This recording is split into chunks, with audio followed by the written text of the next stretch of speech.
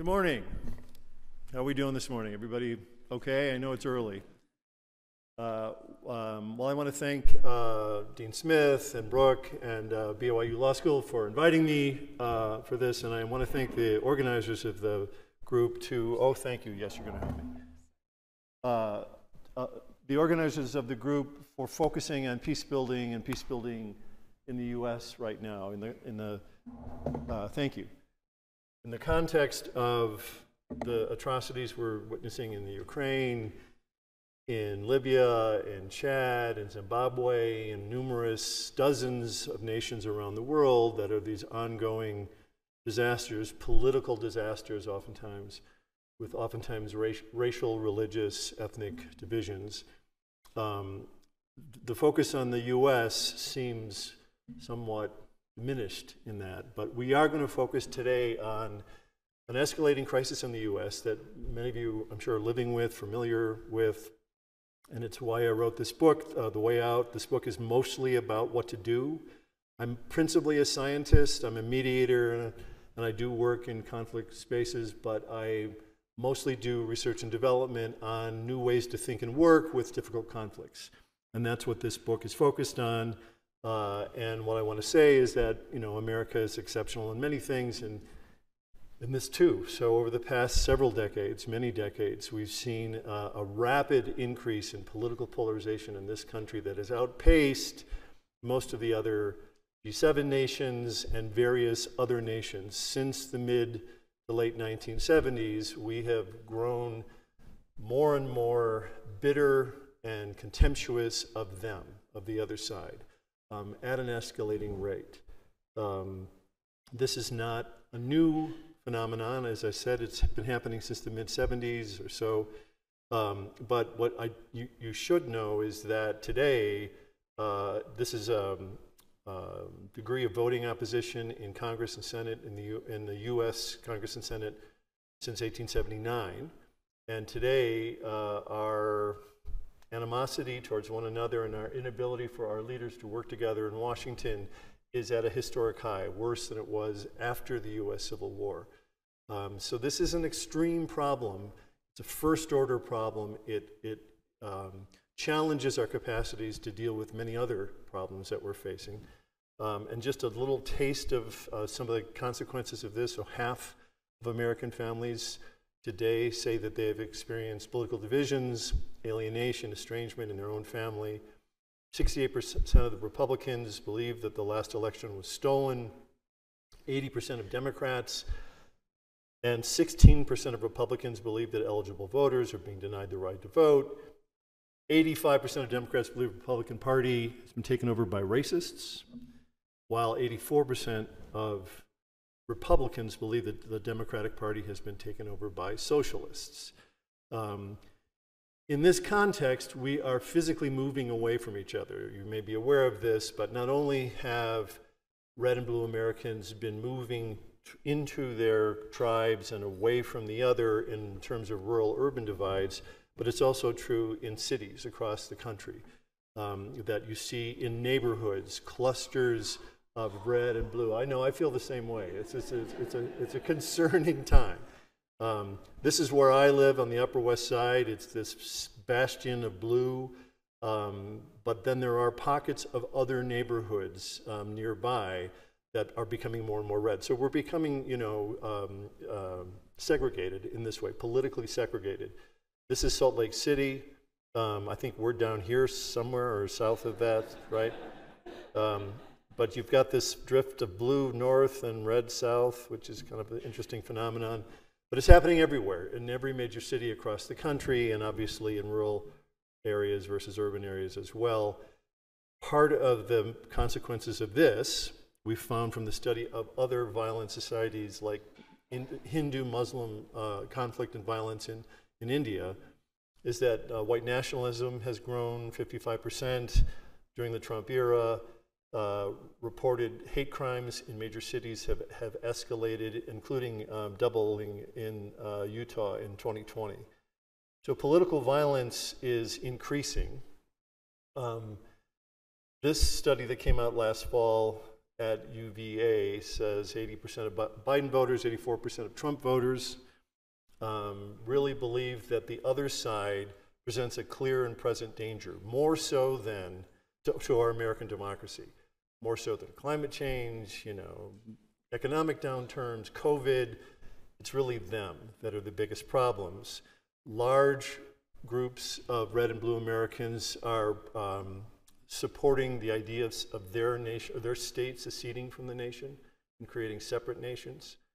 30% of Republicans, 11% of Democrats in this poll state that they're ready to resort to violence to save the country. That means that today approximately 40 million Americans stand ready to fight in a country with something like 400 million guns, 80% on one side of the equation. So this is a state that I call toxic polarization. It's a decades-long pattern, and it is making us sick. It is an addictive substance, so outrage and taste for retaliation against the other is an addictive substance. Brain research suggests that it triggers parts of the brain that narcotics trigger. Major media companies and social media companies and others and politicians understand that. And so outrage is the coin of the realm. It's making us sick as a society, these divisions in our family. And historians like John Meacham and Doris Kearns Goodwin are drawing parallels today to the 1850s, right before the US Civil War. 70% of the country feel that more political violence is likely. And unfortunately, our political leaders sit at the epicenter of this and are not able to do enough or a lot, and many of them perpetuate these divisions. What I want to argue today is that we can. There are things that we can do ourselves in our communities and families and scaling it up that can make a difference. So I'm going to talk just a little bit about what I mean by toxic polarization, how we got stuck on this multi-decade trajectory, and then mostly what we can do about it. Make sense? With me? All right, thanks. So polarization, not a bad thing in a two-party system nation, because it's good to have true believers that are passionate on either side of issues that challenge one another and try to push us towards a better union. In the 1950s, the party system had gotten too cozy and overlapping, and people were calling for more clarity of the difference between the parties. But today we're in this state. This is an image from Twitter around moral issues and how the conversations are rumination within the red camp and the blue camp, very little communication between, and when there is communication, it's usually attacks. So when I sat down to write this book, I tried to understand why. How did we get stuck in this decades-long increasing trajectory of escalated, enmity for the other side? And if you look at the readings, you see a lot of answers to that question, but there are many micro-level answers, like conservatives tend to have higher levels of sensitivity to threat stimuli than progressives do, and so are more responsive to threatening messages. There's differences in ethnocentrism and authoritarianism and many kind of individual level factors.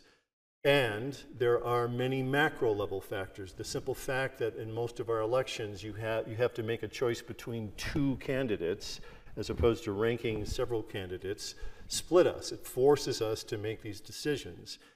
Government dysfunction, political negative campaigning, voter suppression efforts. There are many factors that contribute to this. And if you read many pundits, they'll focus in on one and say, well, it's really about the moral differences between red and blue America. And there's value in some of that, but none of this explains how we're stuck on this trajectory. What does explain it, in my view, is how these things work as a system. How our certain kind of neurological tendencies affect our psychological tendencies and the networks and the people we hang out with or talk to, and those that we don't, and where we travel and where we don't, the media we watch, the media we ignore or don't process. So these things feed each other in dynamic ways, and they create, if you think of all those factors, what I call a superstorm of polarization, a variety of factors that contribute to this cultural riptide that we're in. So this is akin to addiction. And that addiction is a biopsychosocial structural problem. It's something that's within your neurological system, your psychological system, your relationships. and it has broader elements as well. Thus is true for our current state of political polarization. We're living in a cultural riptide. So under these conditions, it's very difficult for any of us to just simply decide ourselves, okay, I'm going to do something else, because our families draw us, our media draws us, our colleagues and friends and peers draw us away from each other and against each other. This is a kind of problem that Karl Popper, who was one of the most noted philosophers of science of the last 100 years, called a cloud problem. He said that in science or in life, we face two categorically different types of problems. Some are clock problems that are problems like computers and clocks that you can, when they break down, you can take them apart and find the piece that's broken and fix it and put them back together.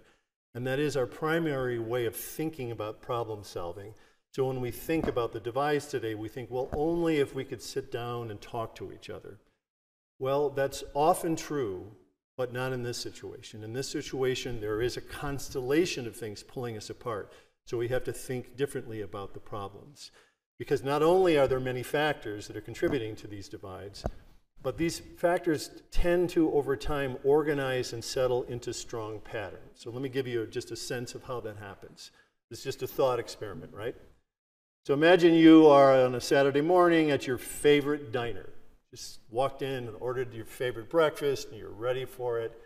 And then in comes some fellow who chooses, for whatever reason, to come and sit directly next to you, right? Could sit anywhere, but sits next to you. Okay, that's fine. And kind of splays out and starts to touch you, right? So no big deal. It's a weird little thing, but you're kind of wondering what's up with this guy. So you start to watch and pay attention to how he responds and treats the waitresses and the staff and other people, and you start to get a bigger sense of the fact that this guy's a jerk, right? So you haven't even said anything yet, but you're starting to develop this kind of grudge, and you may respond in ways, not even verbally, but just through how your facial expressions, maybe you push back on the arm a little bit, but in your own way, you're kind of responding. And so you too have become a dynamic system of tension or conflict that has started without even uttering a word to each other, right? Then you find out that this fellow has moved to town, likes to come here Saturday mornings when you come, and starts to develop and bring friends, and they're kind of like his friends, and you have your friends, and that kind of intergroup dynamic starts to form around this somewhat mundane, ridiculous little moment of touching each other, but of your growing attitudes and negativity towards them. And then lo and behold, you sort of notice what they're responding to positively on the news. Oh, so they're one of them.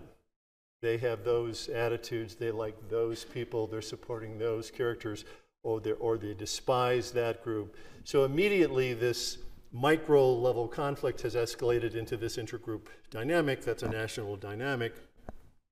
And that can grow, and over time, that creates these landscapes for our lives that draw us in and suck us in and lead to these moments of conflict when simple, small things can trigger major conflicts, major disputes. So this is what happens in this kind of dynamic way over time. And most of us try to change these situations by dealing with this ball in the basin of our psychological landscape, by trying to just deal with the current conflict. And so, again, the idea of sitting down and talking to somebody on the other side makes sense. But under conditions like this, what Pew has found is the vast majority of Americans try to do that, leave those conversations more alienated, more frustrated, more angry, and feeling like the other side is psychotic. So we're in this place where these small fixes, these kind of clock fixes, are insufficient to the problem. And so we really have to rethink our problem and rethink change, right? So what we've been doing at my center and elsewhere for the past 20 years is studying through complexity science, which is applied mathematics, through psychology, through peace and conflict studies, through a variety of different disciplines, studying societies that become highly divisive and contentious and violent, and the conditions under which they change. So they do change, they can change, we can change, and we're on a dangerous precipice. And so we've published a variety of empirical studies that, of course, nobody reads because it's in scientific journals, academic books, and then I published these 2 books in the last 10 years.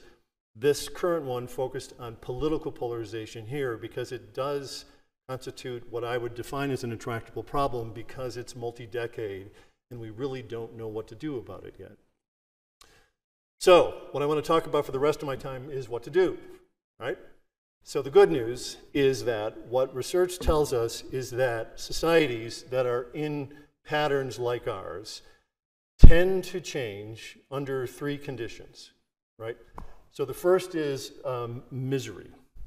You need to have enough people in that community, in that nation, that are fed up, exhausted, don't want to engage this way anyway. There has to be enough pain, what they call a mutually hurting stalemate. We need to really believe that they're fed up and we're fed up. And the good news here is that through a variety of polls, including this group called More in Common and the Pew Research Center, have found that there is a group they call the exhausted majority. And these are people not on the extremes who are usually controlling the discourse because, for example, 80% of content on Twitter comes from 10% of the population that are engaged. The rest of us are more passive consumers of that content.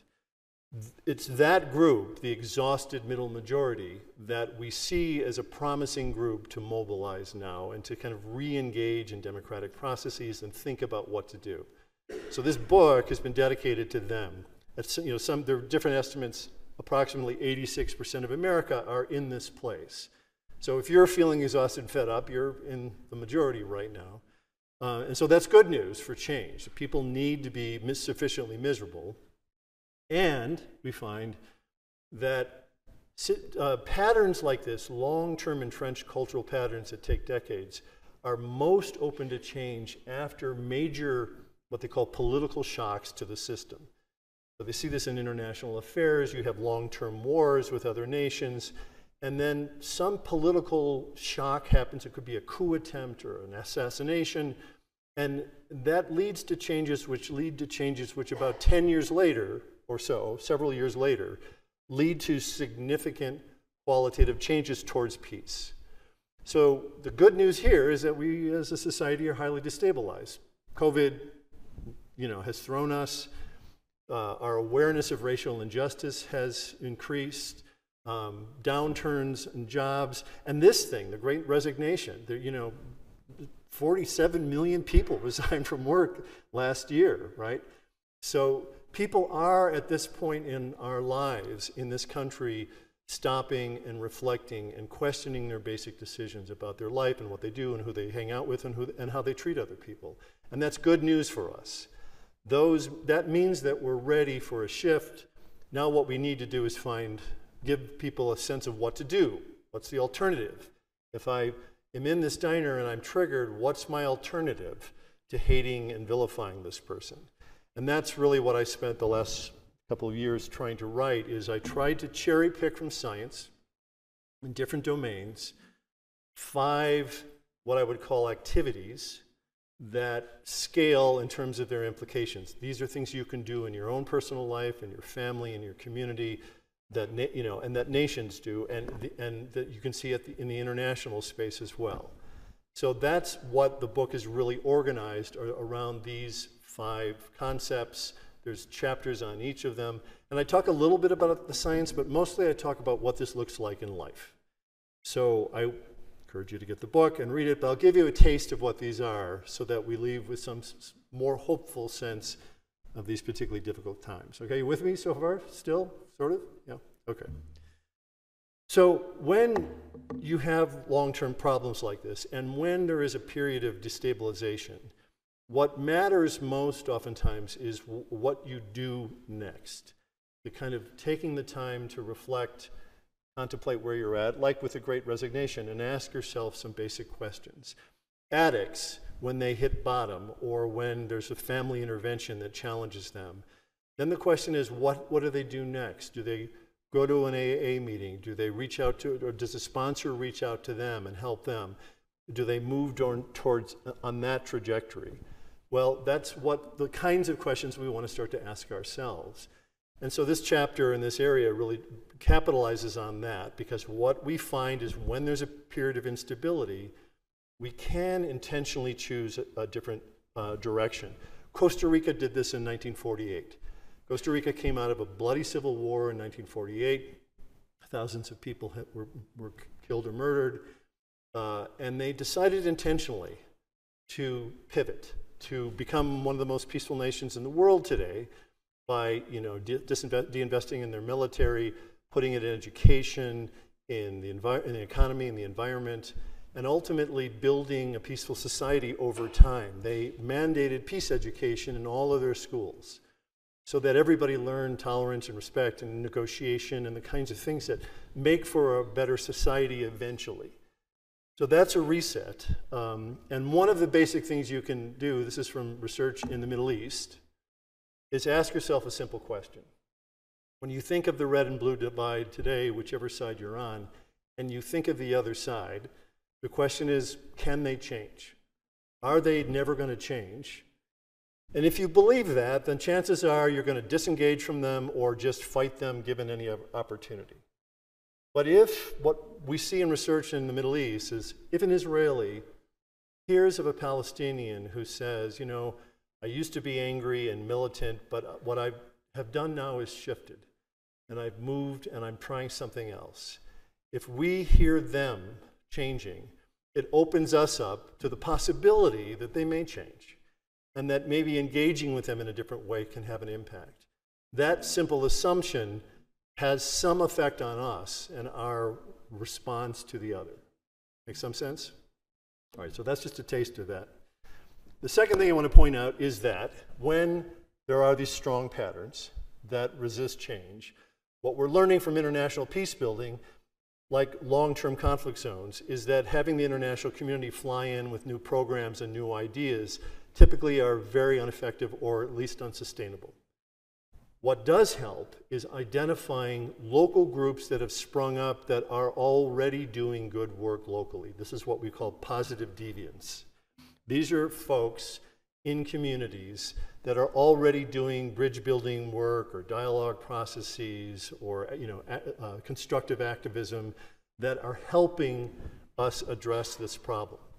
So the good news here, and this is there are many of these across America, but if you go to this website, Bridging Divides Initiative, this is out of Princeton, a woman named Nealyn Parker put this together over the past several years, and they're continuing to grow it. This is an interactive website of community-based bridge building efforts in the US. And you can toggle on this and go to your community and find the people that are currently bringing people together for conversations under the conditions where it helps. This is important. There are efforts out there to encourage people to go on a website and find, answer some questions, and then they match you with somebody and say, go off and have a cup of coffee or a drink and hang out and talk for a little bit. And those things more and more backfire today.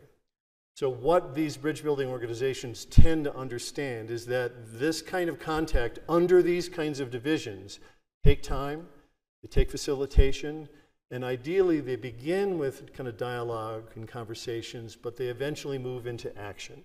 They eventually move into local people saying, you know what we could do is we could really write an op-ed or challenge the newspaper to reflect critically on how they're contributing to polarization in our neighborhood. So it is a kind of a bottom-up movement.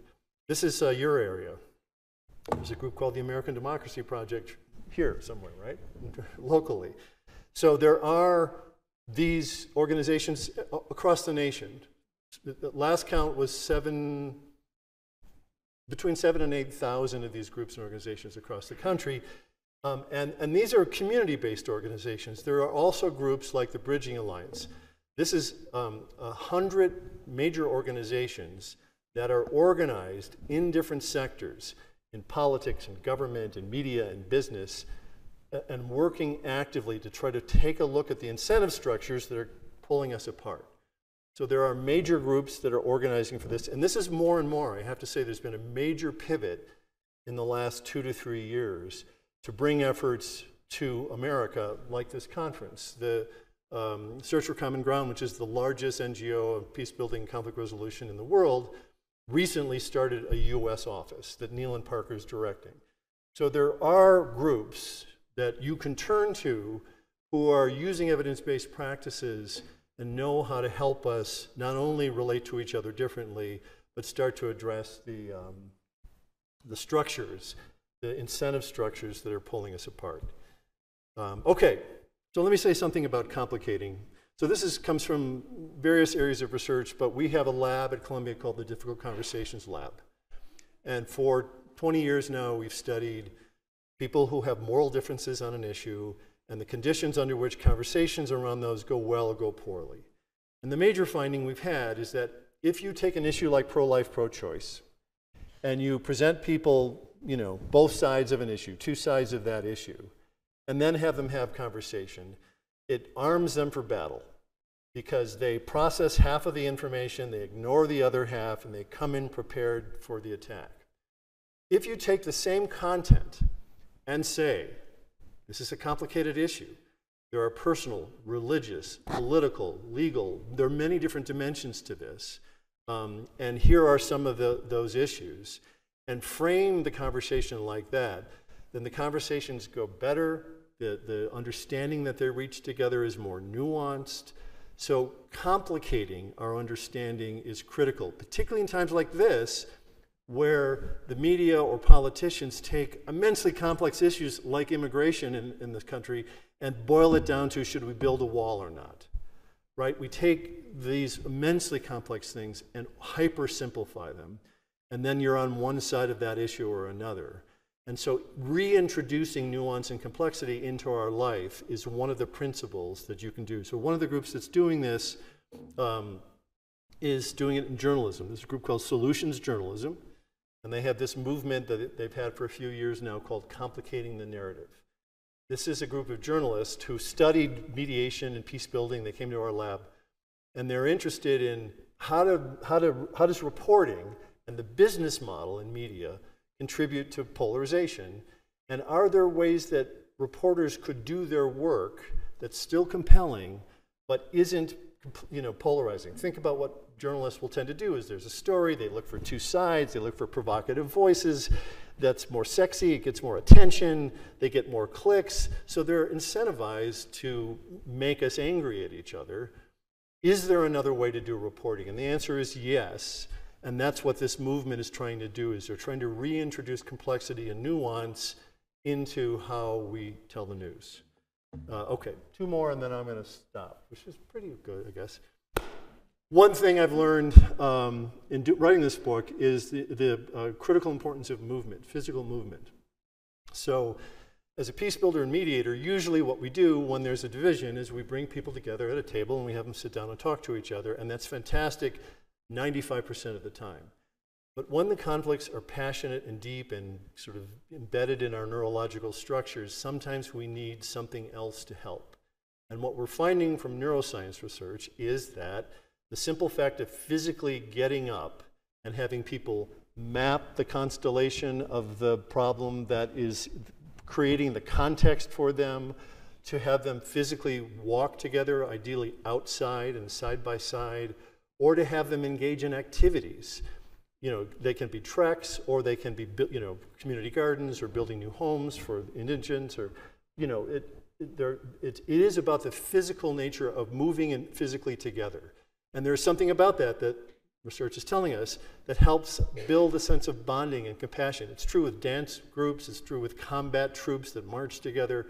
When people move physically together, probably comes from the fact that we did that in small groups in the Sahel for millions of years before we stopped, right? That kind of movement builds a sense of community. So there are ways you can tap into this, and there are initiatives like Abraham's Path, which is an initiative in the Middle East, which is a trek that Abraham took across multiple nations, that is an interdenominational space that people encourage you to go together and trek together and move physically together. It's just a a nudge or a secret weapon that can help. So one of the things I do when I find myself butting heads with somebody is I say, hey, any chance you'll go for a walk with me? Just try that, right? As a giving you a leg up to the conversation. All right, and the last thing I'll say is probably the most depressing thing. So my daughter read this book. She's a neuroscientist, and she said, I like the book a lot, but the last chapter is depressing, because what I say in the last chapter is these kinds of problems that are 60, 70-year problems are going to take time to change. And a lot of what we are going to do is not going to work. And this is from our research and other research, a book by Dietrich Dorner called The Logic of Failure. His premise is that there's more harm done in the world by people who are well-intentioned, who are trying to do good, but are not necessarily mindful of the unintended political consequences of what they do, or psychological consequences. And so there are methods that we can use to mitigate that and reduce the harm that we do, well-intentioned harm. And so that's what this chapter summarizes, is it's what we call adaptive problem solving. It's not coming up with a solution and sticking to it. It is really being mindful of how to do that and how to use more strategies. This image is of a game called the Peacemaker game, which is the Israeli-Palestinian conflict. We've studied people that do well in these games, and there are certain competencies, and that's what we share in this chapter. Okay, book ends with a set of new rules. I take what I've just said to you and say, if you're looking for nudges in your own life, these are simple things that you can do now to move you in a different direction. So I direct you to that. I direct you to the website of the book that has a lot of exercises and reflections on this. But otherwise, that's the story. And I just want to end by saying, I guess we'll maybe take a couple of questions. This is really on us, folks, because our politicians, as well-intentioned as many of them are, can't do this. It really requires a movement, and it requires a movement of exhausted people that are tired of vitriol and dysfunction and want to engage in a different way, and that's us, particularly this group. So let's go. Let's do it. All right.